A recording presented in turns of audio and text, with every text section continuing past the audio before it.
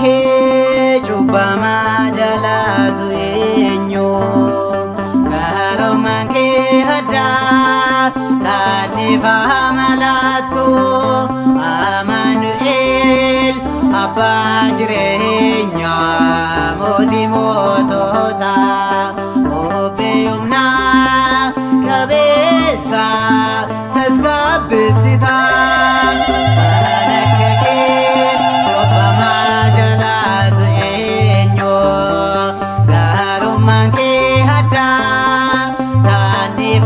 Malatu Amaanu'eel abbaa jireenya mootii moototaa obbee humnaa qabeessa tasgabbeessitaa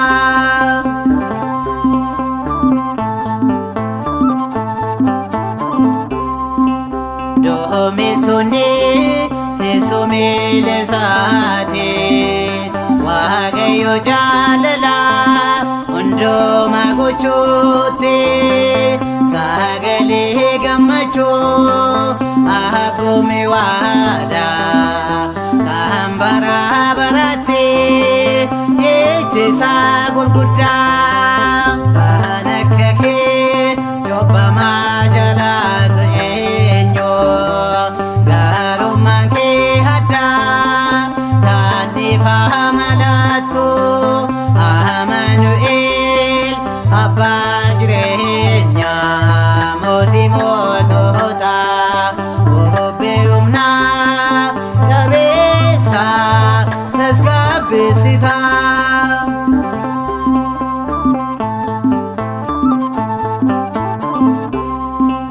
karaa isaas nannaqee seena isaan naga'ee wayyaa isaa xumuraanee dhiigni koo daanga'ee namni na jeebbusee kabajaa sanaan ol ka'ee galataan galchaafee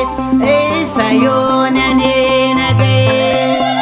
kan akka kee cubbamaa jalatu eenyu gaarummaan kee addaa taadhifa malatu Amaanu'eel abbaa jireenya mootii moototaa obbee humnaa qabeessa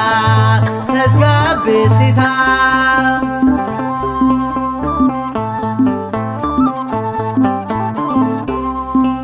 baroota baay'ee lamsiidhaan rakkadhee yaala fayyaa sabeef horii baasinee dadhabee ilmi Maariyaamee gooftummaa isaan na gargaaree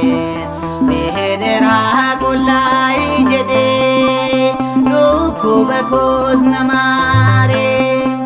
kan akka kee cubbamaa jalatu eenyu gaarummaan kee addaa taadhifa malatu Amaanu'eel abbaa jireenya mootii moototaa obbee humnaa qabeessa tasgabbeessitaa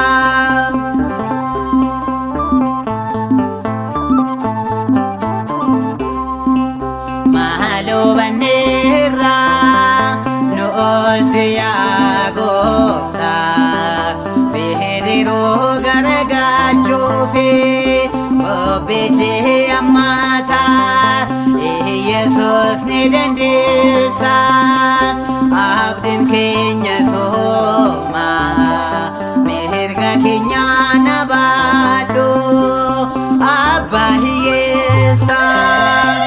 kan akka kee cubbamaa jalatu eenyu